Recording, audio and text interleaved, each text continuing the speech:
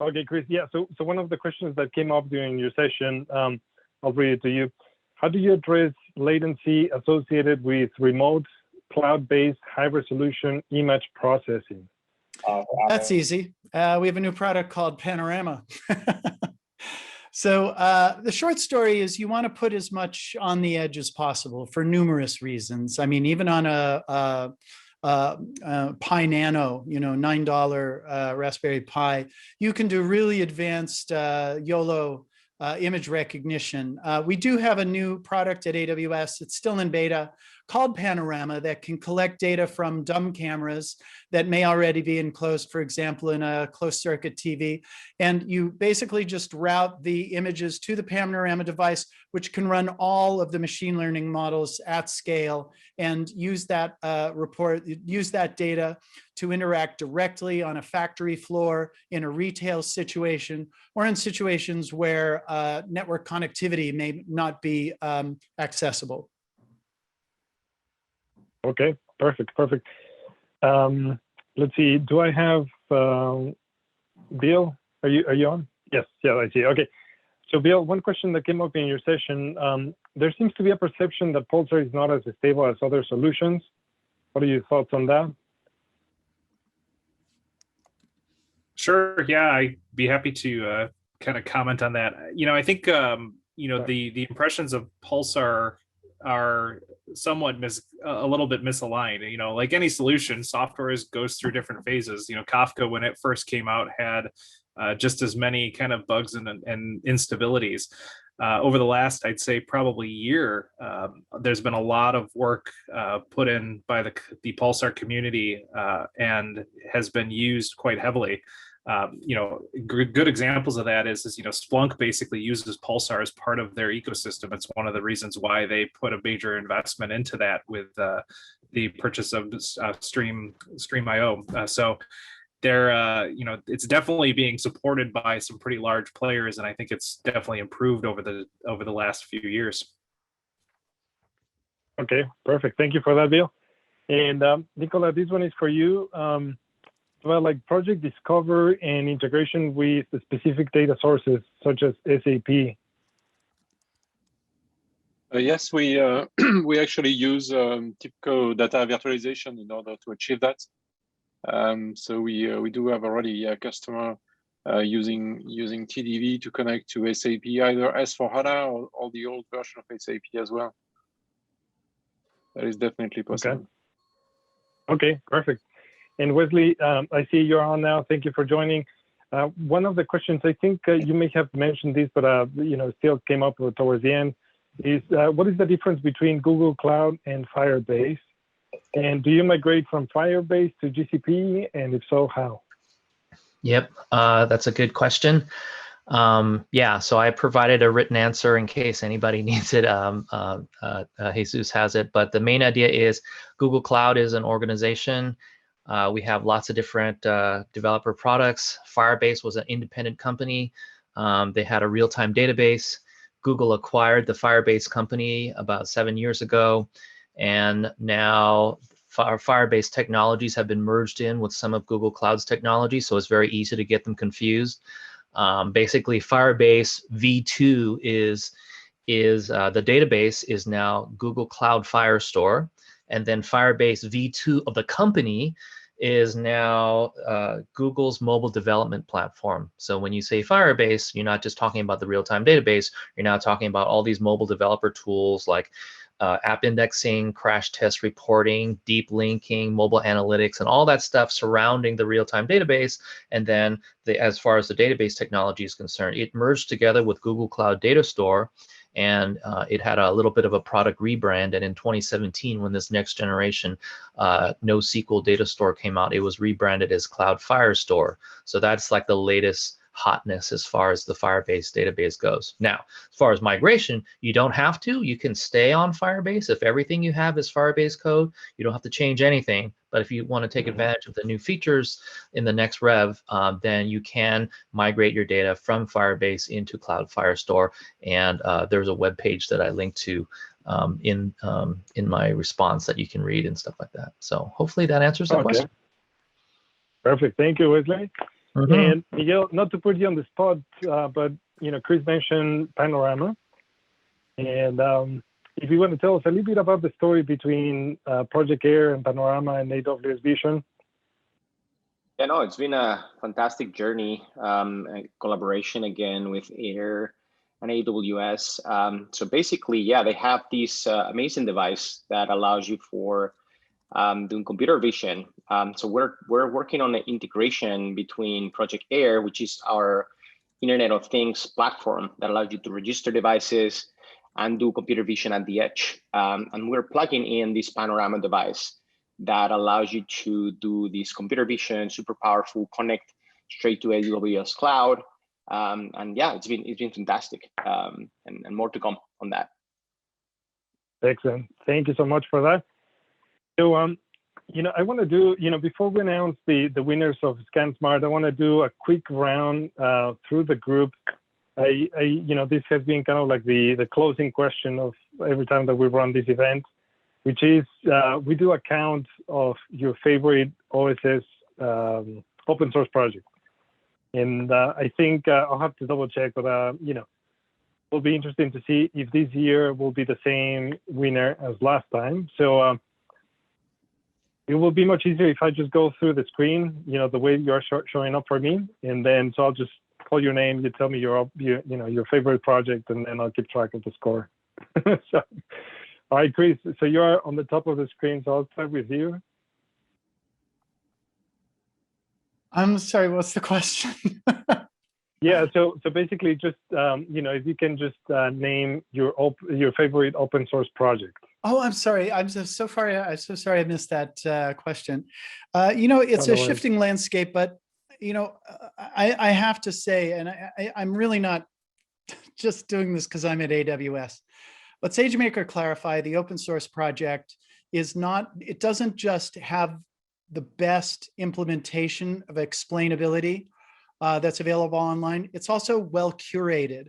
So it's a tough field. People are just getting into this. It's definitely an evergreen topic. So SageMaker Clarified. Okay, perfect. Gloria, you're next.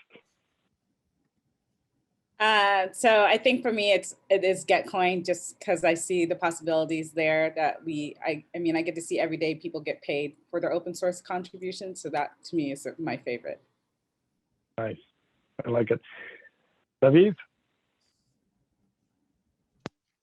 Okay, that's an interesting question, but I think I will say HX because that's the one that we are focused on right now, and I think that it is a really amazing project. But there are so many awesome projects with lots of huge contributions for the community out there, which is really difficult. But yeah, if I have to select right now one, it would be HX because of the relevance. Right. Okay. Yeah.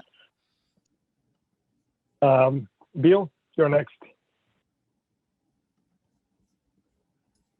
Yeah, I could go with my obvious, Pulsar or Kafka, but that's more just because that's where I'm, kind of live all the time lately. I think if I went outside of that little box, I would say something like Snowboy, or which does some Raspberry Pi voice recognition stuff, or something like pfSense, where I've been doing some work with firewall and monitoring and management stuff. So. Okay. All right. Perfect. Nelson.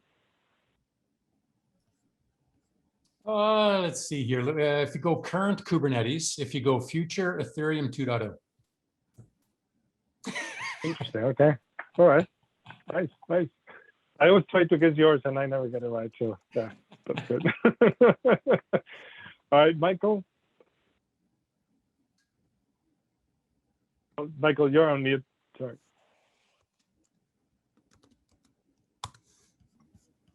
Sorry, Jesus. I had to take another call. What's the question? Oh yeah. So the question we're just doing the last question here of the day, which is if you can name your favorite open source project, and we want to see if there's a clear winner this year. Last year I think there was a clear winner, but this year is kind of like I'm not sure if we're going to even have like a repeat, to be honest. So we'll see. That's kind of a tough question, I guess. I'm kind of obsessed with interactive visual analytics at the moment, so D3 would be kind of up there. but Okay. Yeah. I guess also Vega, to show my obsession a little bit more in that area.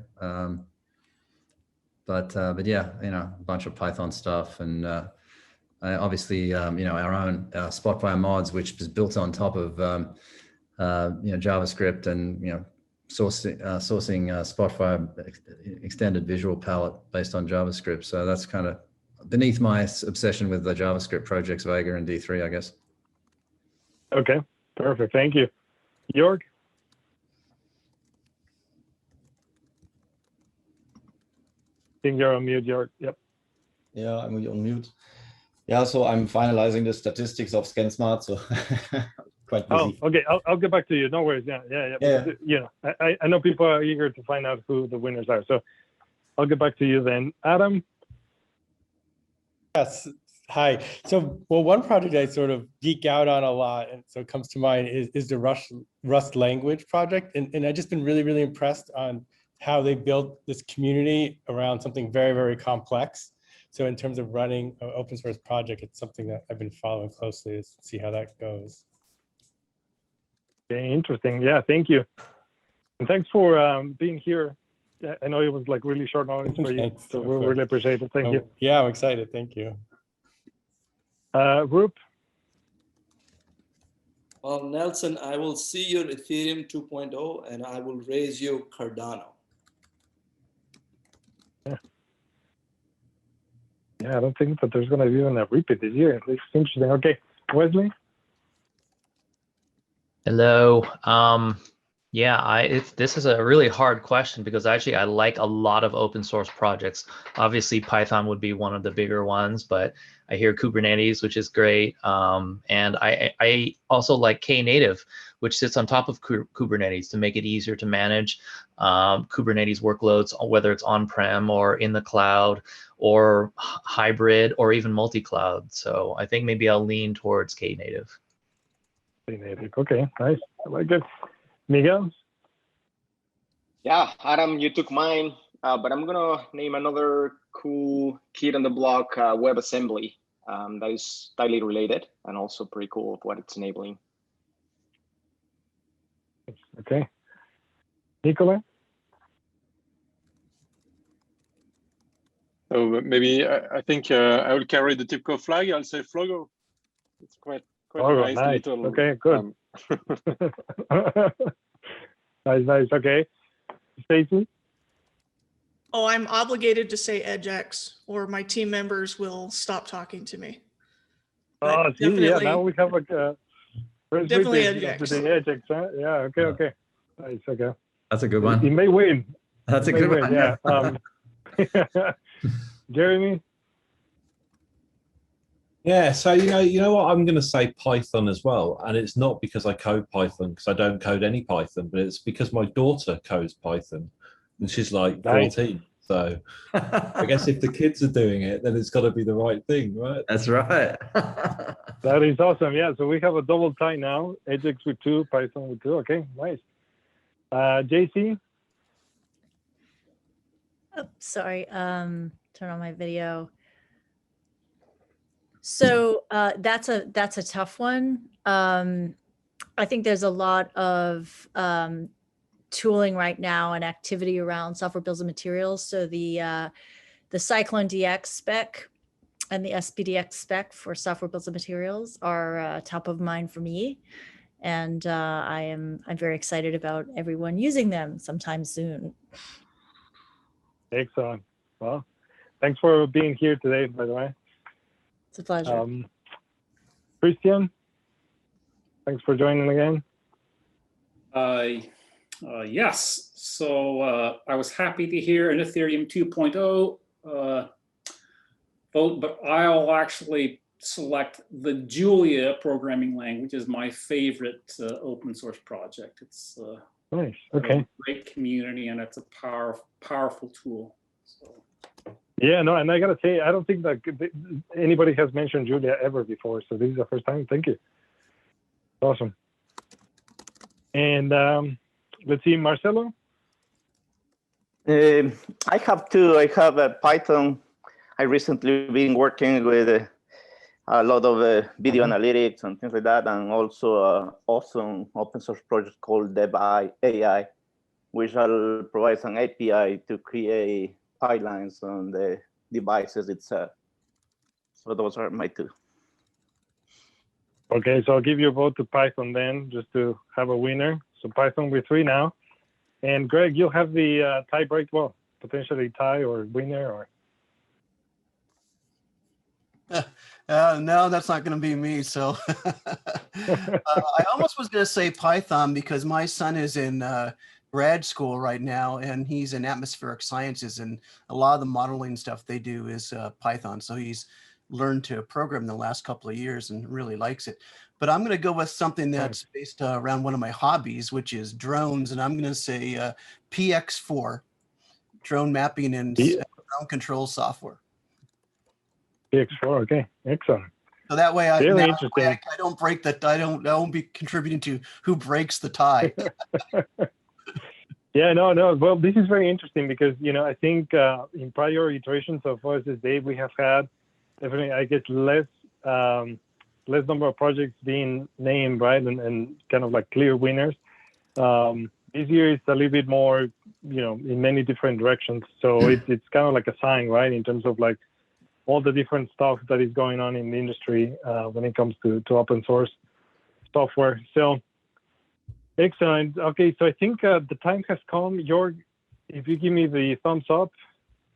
Yeah. Yeah, my fault is okay.